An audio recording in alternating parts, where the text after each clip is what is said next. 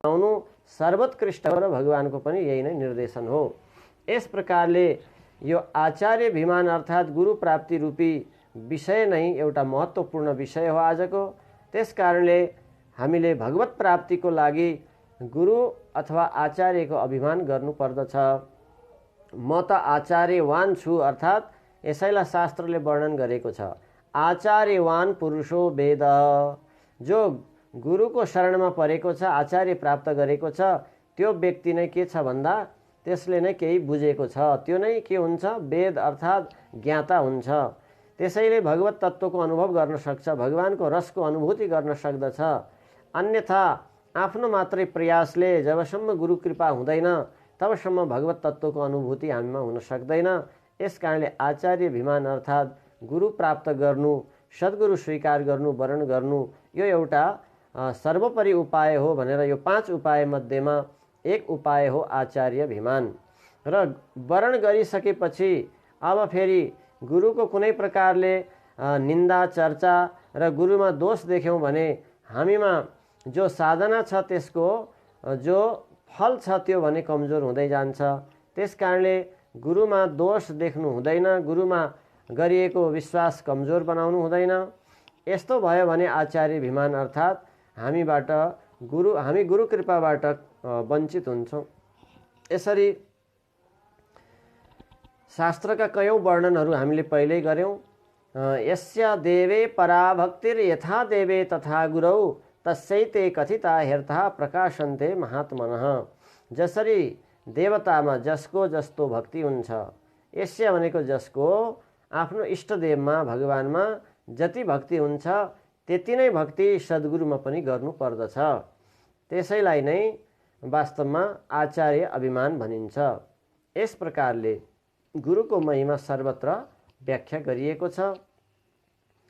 त यस प्रकारले अब गुरुको महिमा कति ठुलो छ भन्दा यदि हामीले भगवानलाई रुष्ट बनायौं भने भगवानलाई रुष्ट बनाएको व्यक्तिले गुरुसँग गएर प्रार्थना गर्यो भने फेरि भगवान खुसी हुन सक्नुहुन्छ।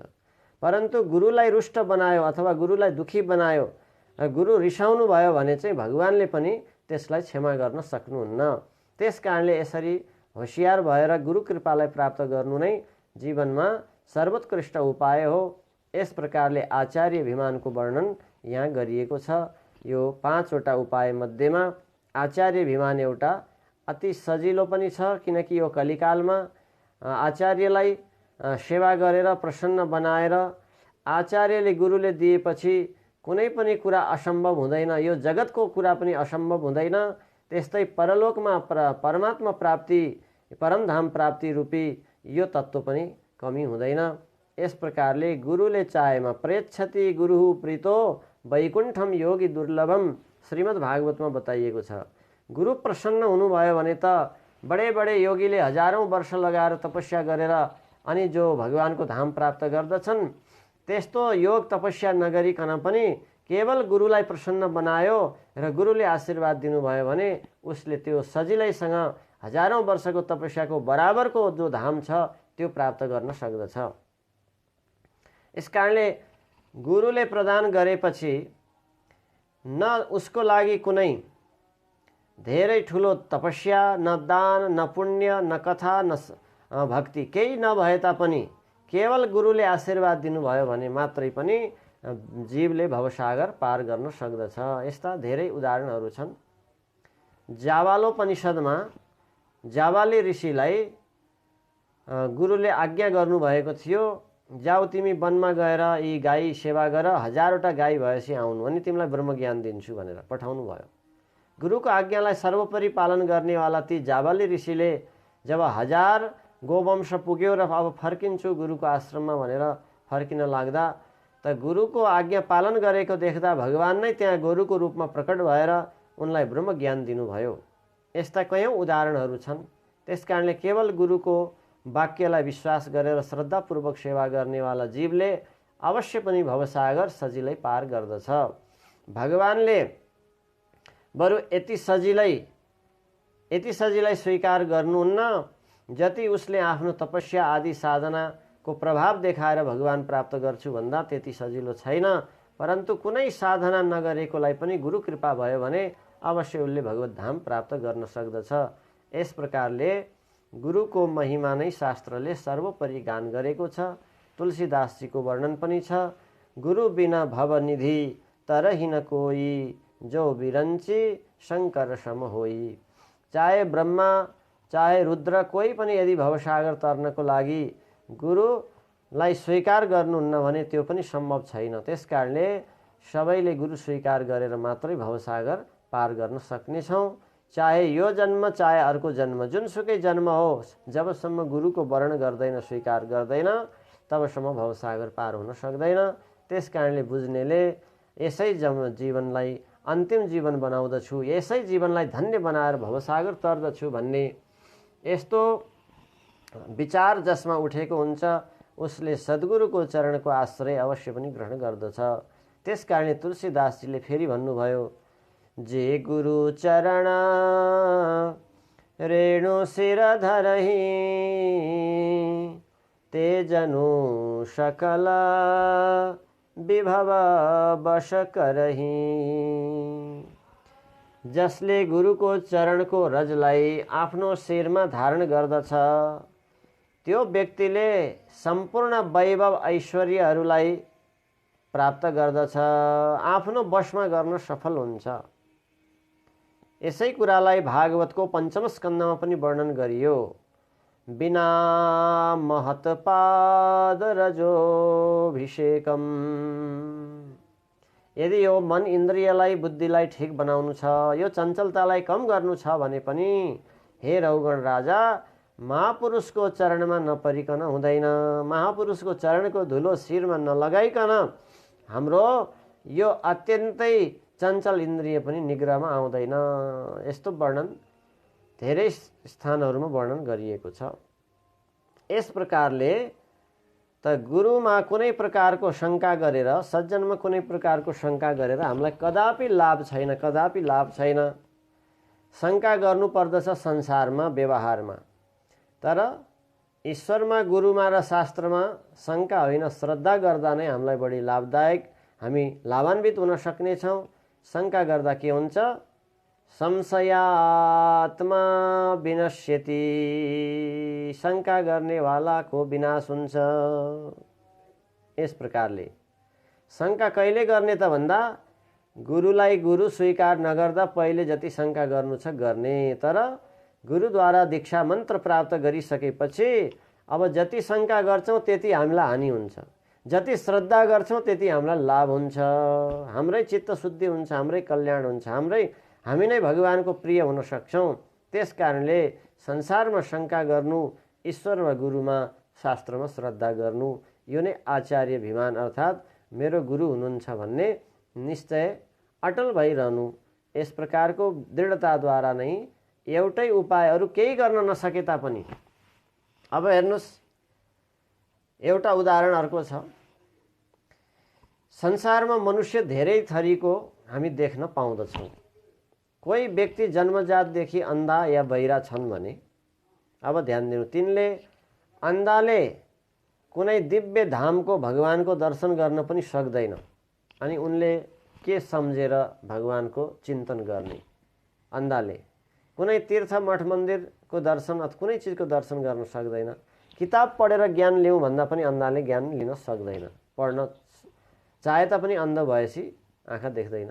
जसरी अर्को छ, कान नसुन्नेवालालाई पनि न कुनै कथा प्रवचन सुन्ने अवसर मिल्छ, न कुनै राम्रो कुरा कोहीसँग सुन्ने अवसर मिल्छ। त्यस कारणले व्यक्ति यदि अन्धो पनि छ, बहिरो पनि छ भने अब तिनले कथा सुनेर पनि तर्दैनन्, स्वयं पढेर पनि तर्दैनन्, स्वयं कसैको दर्शन गरेर पनि तर्दैनन्। यो अवसर उसलाई छैन। यस्तो अवसर नभएको व्यक्ति कसरी तर्दछ त भन्दा, कोही महापुरुषले उनलाई आशीर्वाद दिनुभयो, शिरमा हात राखिदिनु भयो, स्पर्श गरिदिनु भयो र यसको उद्धार होस् भनिदिनु भयो भने त्यतिले मात्रै तर्छ। या त आचार्यको प्रसाद चरणोदक या भगवानको चरणोदक उसलाई पिलाइयो, प्रसाद उसलाई पान गराइयो भने तर्दछ। त्यस कारणले जसले कथा सुन्न, दिव्य दर्शन गर्न आदि पनि यो सम्भव जसमा छैन भने तिनको लागि पनि के छ त भन्दा महापुरुषको स्पर्शद्वारा नै मुक्त हुन सक्छ। त्यसकारणले हामी त्यस्तै छौँ, न केही बुझ्दछौँ न केही जान्दछौँ, त हाम्रो लागि के छ उपाय? सरल भन्दा गुरु कृपा नै सर्वोपरि हुन सक्दछ। त्यसकारणले गुरुले स्वीकार गरेको व्यक्तिलाई नै भगवानले स्वीकार गर्नुहुन्छ। यस प्रकारले नै गुरु नै सर्वोपरि हाम्रो जीवनको एक आधार हो। यसरी हामीले बुझ्यौँ र आचार्य अभिमान गऱ्यौँ भने हामी अवश्य पनि भवसागर तर्दछौँ भन्दै यस आचार्य अभिमानको प्रसङ्गमा हामीले आज केही चर्चा गऱ्यौँ। र अब यहाँ हामी सधैँ अलिकति ढिलो ढिलो हुन थालेको छ हाम्रो समय। 5:30 सम्ममा सबै कार्यक्रम सक्ने विचार हो। कहिलेकाहीँ 5:30 भन्दा माथि पुग्दा हाम्रो समय अलिक बढी गएको हुँदा जो हाम्रो टाढाको आयोजकको रूपमा हाम्रोमा विदुर सरहरू हुनुहुन्छ उहाँहरूलाई अलिकति समस्या हुन्छ। त्यस कारणले छोटकरीमै गर्दछौँ। बरु दैनिक जुट्दै गयौँ भने थोरै थोरै श्रवण गर्दा सधैँ हामीले त्यसको लाभ लिन सक्छौँ, स्मरण पनि रहन्छ, त्यसलाई चिन्तन मनन पनि गर्न सक्दछौँ। त्यस कारणले गुरु नै सर्वोपरि हो यस जीवनमा भगवत प्राप्तिको निमित्त भन्ने विषयलाई चर्चा गर्दै आजको विषयलाई अब विश्रामतिर जान्छौँ।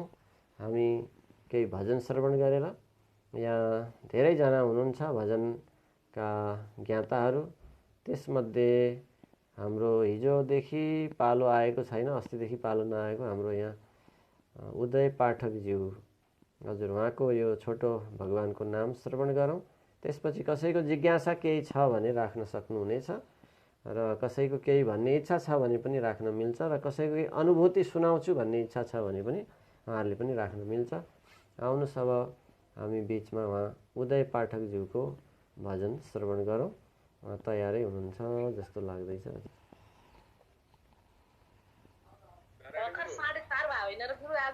हजुर ठिक छ, भजन सुनाउ न अनि त्यसपछि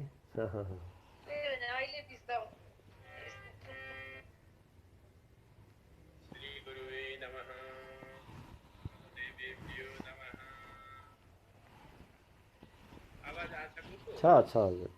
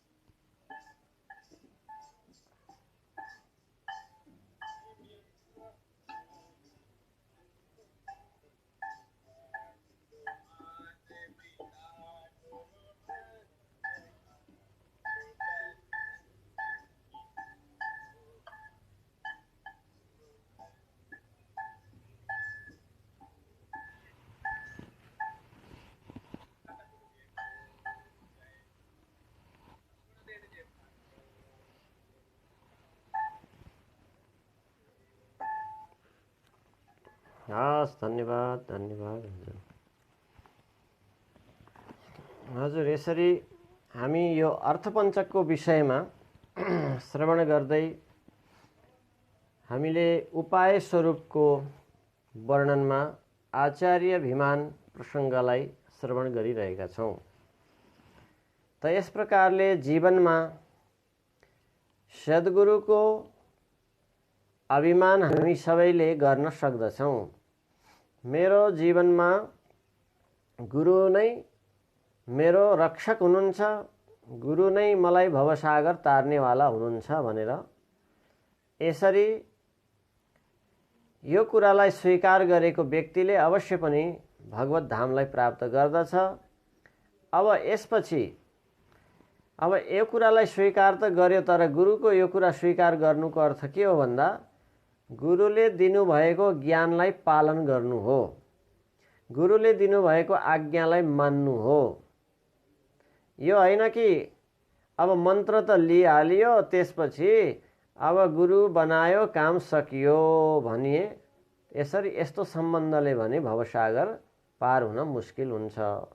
त्यसकारणले गुरु जब स्वीकार गर्दछौँ त शिष्यको कर्तव्य के हो भन्दा गुरुले यो भवसागर पार तर्नको लागि यस्तो एउटा दिव्य मणि रत्न दिनुभयो, त्यसकारणले यसको ऋणी म छु। यदि गुरुले यो मन्त्र दिनुभएको थिएन भने मेरो जीवनको मूल जो भगवत धाम जाने ढोका हो त्यो ढोका खुलेकै हुँदैन थियो। त्यस कारणले म जीवनसम्म ऋणी छु। यो भाव स्वीकार गरेर गुरुको आज्ञालाई पालन गर्न तत्परतामा रहनु र गुरुको वाणीमा विश्वास गर्नु यो शिष्यको कर्तव्य हो। अझै गुरु शिष्यको धर्मको यथार्थ विश्लेषण गर्ने हो भने धेरै छ। यहाँसम्म भनिएको छ आश्रम गुरुकुलमा निवास गर्दा शिष्यले गुरुले शयन गर्नुभन्दा पछि शयन गर्नु र गुरु उठ्नुभन्दा पहिले उठेर अनि गुरुलाई के चाहिन्छ भनेर त्यस प्रकारको तयारीमा रहनु, यहाँसम्म पनि वर्णन छ। त्यस्तै आफूले आर्जन गरेको वस्तु पहिले गुरुलाई अर्पण गरेर गुरुको आज्ञाले फेरि त्यसलाई ग्रहण गर्नु, यो ब्रह्मचर्य धर्ममा गुरुकुलमा रहनेहरूको लागि यस्तो वर्णन पनि गरिएको छ। त्यस्तै प्रकारले गृहस्थहरूले पनि सम्भव भएसम्म यस प्रकारको भावना बनाइरहनु पर्दछ कि हरेक कुरा गर्नुभन्दा अगाडि गुरुको आज्ञा लिएर गर्दछु भन्ने भावना बनायौँ भने त्यसरी जो गुरुलाई प्रसन्न बनाउँदछन् उनीहरूले सहजै भगवानलाई प्रसन्न बनाउँदछन्। त यस प्रकारले अब जो केही मर्यादाका प्रसङ्गहरू छन्। भनिएको छ दीक्षा लिएको गुरुसँग समा आसनमा बस्नु हुँदैन। समासनम पुण्य हानि, बराबरी आसनमा शिष्यले बस्नु हुँदैन। बराबर आसनमा गुरुले पनि शिष्यलाई राख्नु हुँदैन। अब कहीँ बाध्यतावश यात्रामा दोष नलाग्नु आफ्नो ठाउँको कुरा छ, धेरै भिडमा दोष लाग्दैन यो आफ्नो ठाउँको कुरा छ। केही नियमहरू जो छन् हामीले पालन गर्ने त्यसको छुट विधि पनि छ। भनिएको छ जो यो स्पर्श अस्पर्श आदिको दोष पनि यस्ता स्थानहरूमा लाग्दैन। जस्तै अपवित्र वस्त्रमा रहेको व्यक्तिलाई स्पर्श गरेर पनि भगवानको सेवा गर्नुभन्दा अगाडि स्नान गर्नु पर्दछ भन्ने जो विधान छ, यस्ता विधानहरू केही स्थानमा लाग्दैन। कहाँ भन्दा भनिन्छ दीर्घ पृष्ठे, ठुलो चट्टानमा ढुङ्गामा सँगै हुँदाखेरि त्यहाँ दोष हुँदैन। त्यस्तै नौकायाम सकटे तटे, अनि नौका डुङ्गामा यात्रामा साधनमा, त्यस्तै गङ्गा आदिको तटमा र विवाहमा अनि धेरै भिडमा भने यस्ता दोषहरू लाग्दैन। छुवाछुत आदिको दोष भनिन्छ नि। जस्तै अपवित्र वस्तु सेवन गरेको व्यक्तिलाई छुनु पनि पवित्र भएको आचरणमा रहने व्यक्तिलाई हानि हो। अब अहिलेको समय त यस्तो छैन, तथापि अध्यात्ममा यसको असर परिरहेको हुन्छ। अध्यात्म मार्गलाई स्वीकार गर्नेवालालाई यसको असर परिरहेको हुन्छ। त्यस कारणले सचेत हुनु आफ्नै लागि हो। परन्तु यस्तो जो भिडभाडमा भने दोष लाग्दैन। त्यस कारणले यात्रा आदिको दोष बाहेक अन्य स्थानमा गुरु शिष्य एकै आसनमा बस्नु हुँदैन। सम आसन पुण्य हानि। त्यस कारणले शिष्यले गुरुभन्दा उच्च आसनमा बस्नु हुँदैन। त्यस्तै गुरुले कुनै कुरा अनुशासनको लागि सम्झाइ बुझाइ गरेर गाली गर्नुभयो भने त्यसको जवाफ लगाउनु हुँदैन। महाभारतमा लेखिएको छ, गुरुम हुमकृत्य तुम कृत्य। गुरुलाई तत र मम गर्नेवाला रौरव नाम गरेको नरकमा जान्छ। ब्राह्मण एक प्रकारको सबैको गुरु हो। त्यस कारणले भनिन्छ ब्राह्मणलाई पनि सकेसम्म शुद्ध आचरणमा रहने निष्ठावान ब्राह्मणलाई पनि जवाफ लगाउनु हुँदैन। अर्को गुरु शब्दको अर्थ हुन्छ पिता माता।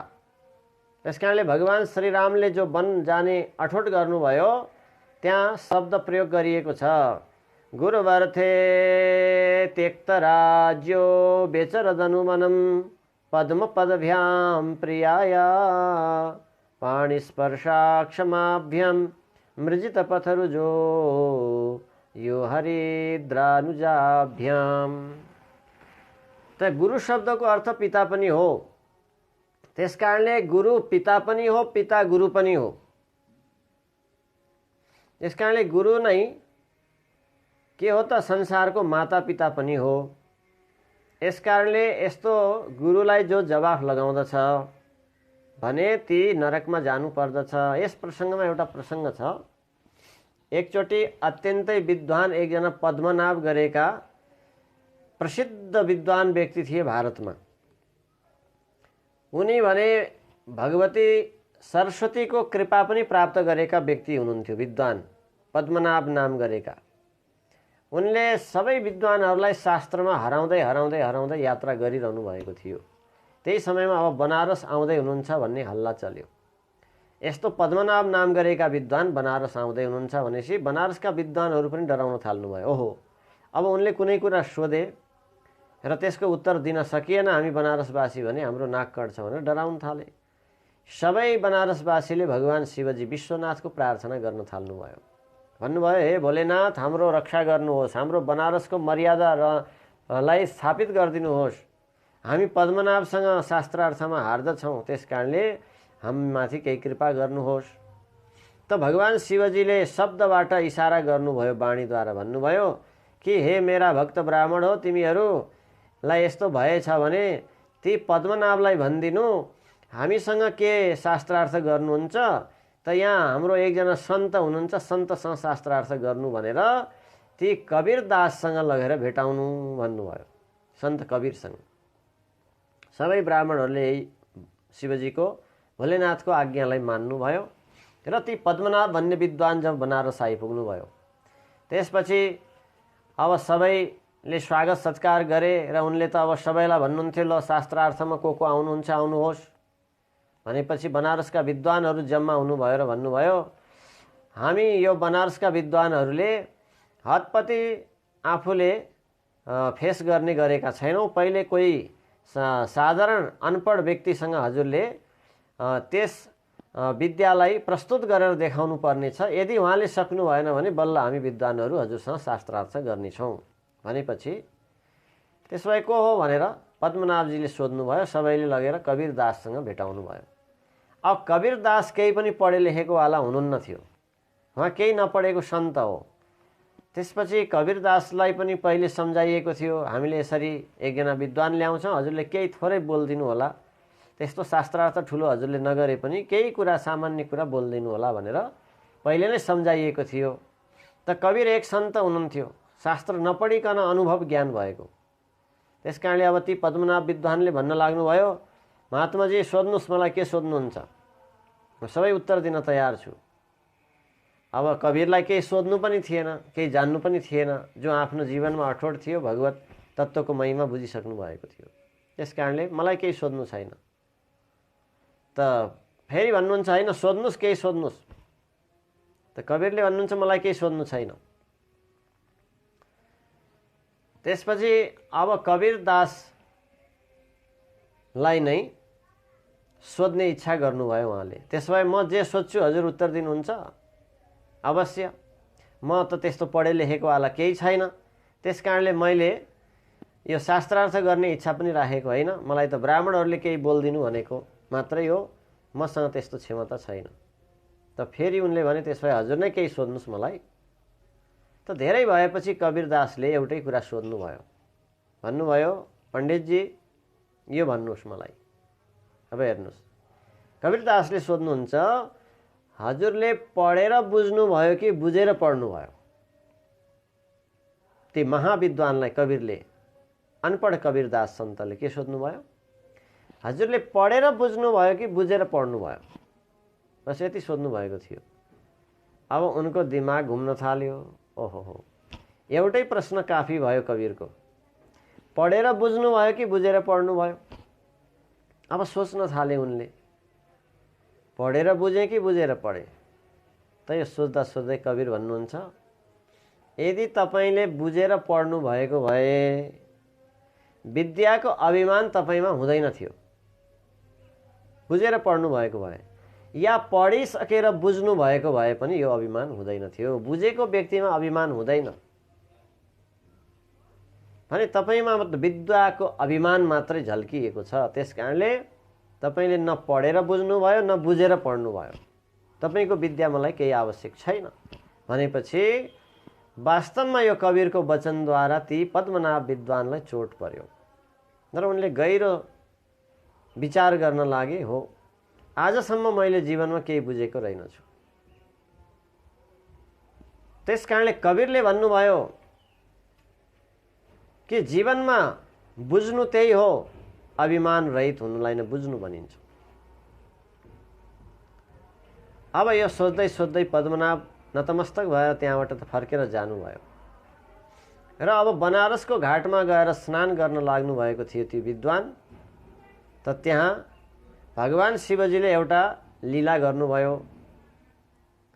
भगवान शिवजीले यिनमा कृपा गर्न चाहिबक्सेको थियो, त्यस कारणले कबीर कहाँ पठाइयो यिनलाई।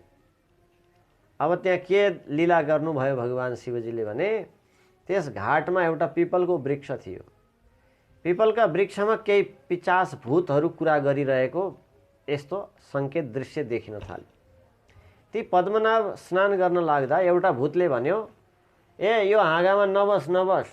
अर्को भूतलाई भन्दै थियो, अर्को पिचासलाई, भगवान शिवका गणहरूले। एउटा भूतले अर्कोलाई भन्दै, ए यो पिपलको हाँगामा तिमी नबस नबस। अर्कोले सोध्यो किन? त उसले उत्तर दिए कि यहाँ अर्को एउटा प्रेत बनेर, अर्को एउटा मनुष्य प्रेत बनेर आउँदैछ यो हाँगामा बस्नको लागि, त्यस कारण तिमी नबस। त्यो को हो? फेरि प्रेतले सोध्यो। त अर्कोले उत्तर दिन लागे, त्यो हो एकजना धरतीमा भएका सबै विद्वानहरूलाई जित्नेवाला विद्वान पद्मनाभ, पण्डित पद्मनाभ। भनेपछि त ऊ पद्मनाभले सुन्यो, घाट स्नान गर्न लागेको, उनलाई झस्का पस्यो। ओहो मेरो नाम? प्रेत कुरा गर्दैछन्? हो, जसले विद्वानहरूलाई ब्राह्मणलाई अपमान गर्दै शास्त्रार्थमा हराउँदै आफू महान बन्दै हिँड्छ त्यस्तो गुरुम भनेको ब्राह्मणम। गुरुम हुङ्कृत्य तुङ्कृत्य, जसले गुरुलाई हुङ्कार गरेर तत र मम गरेर अपमान गरेका हुन्छन् तिनी नै प्रेत बन्नु पर्दछ। यो सुनेर ती पद्मनाभको मनमा आश्चर्य लाग्यो। त्यसो हो भने म अब प्रेत बन्छु मेरो मृत्युपछि? यति धेरै विद्या पढेर केही काम लागेन, अब के गरौँ भनेर एकोरिरहेका थिए। त्यही बेलामा भगवान भोलेनाथले फेरि शब्दबाट सङ्केत गर्नुभयो। भन्नुहुन्छ, हे पद्मनाभ, तिमी यदि आफ्नो कल्याण चाहन्छौ भने जाऊ तिमी कबीरदासको शिष्यत्व स्वीकार गर र आफ्नो जीवन भजन साधनमा लगाऊ, भगवानको शरणागति भइजाऊ र तिमी प्रेतत्वदेखि रहित हुनेछौ, फेरि मृत्यु पश्चात नरक जानु पर्दैन भनेर भगवान शिवजीले नै यी पद्मनाभ नाम गरेका महापण्डित, सबै पण्डितलाई जित्ने विद्वानलाई सन्तको शरणमा पठाइदिनु भयो। यसपछि नै पद्मनाभले गएर सन्त कबीरसँग के गरे त दीक्षा प्राप्त गरे। अब सन्त कबीरले कोबाट दीक्षा प्राप्त गर्नुभएको थियो भन्दा सन्त कबीरले जगद्गुरु रामानन्दाचार्यसँग राम नाम रूपी दीक्षा प्राप्त गर्नुभएको थियो। कबीरदासको जीवनको प्रसङ्ग फेरि चर्चा गरौँला। यसकारणले कबीरदासजी पनि स्वयं वैष्णव दीक्षालाई राम नामलाई प्राप्त गरेर त्यही राम नाममा मस्त हुनुहुन्थ्यो। अब यी जो पद्मनाभ महाविद्वान थिए यिनलाई कबीरदासजीले त्यही भगवान नाम रूपी दीक्षा दिएर यिनको उद्धार गर्नुभयो।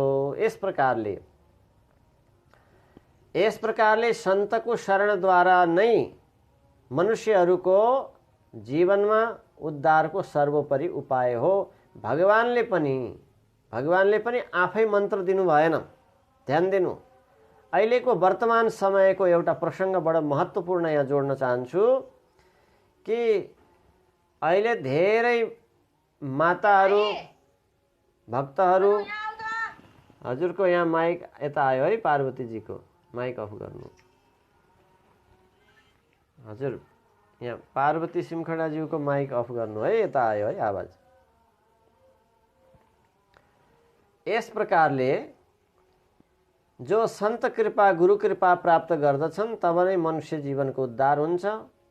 त भन्दै थिएँ यो वर्तमान समयमा धरतीमा अहिले धेरै यस्तो सज्जन महापुरुषहरूकै शरीरमा भगवान आउनुहुन्छ, देवी आउनुहुन्छ, माता आउनुहुन्छ भन्ने यो धेरै दृश्यहरू देखिन्छ। यसको अर्थ हामीले कसैलाई नराम्रो भन्न खोजिरहेका छैनौँ, परन्तु थोरै त्यहाँ अबुझता के रहेको देखिन्छ भने कतिपयले अब आफ्नो आफ्नो होला भित्री आन्तरिक शक्तिका प्रसङ्गहरू, त्यो पनि हामी अन्यथा मान्दैनौँ, परन्तु गुरु स्वीकार गर्न हतपति खोज्नुहुन्न। उहाँहरूले धेरैभन्दा धेरैसँगको सङ्गतबाट केही अनुभव भएको कुरा भन्दैछु। त भन्नुहुन्छ भगवानले नै मन्त्र दिनुभयो, ममा आउने देवीले नै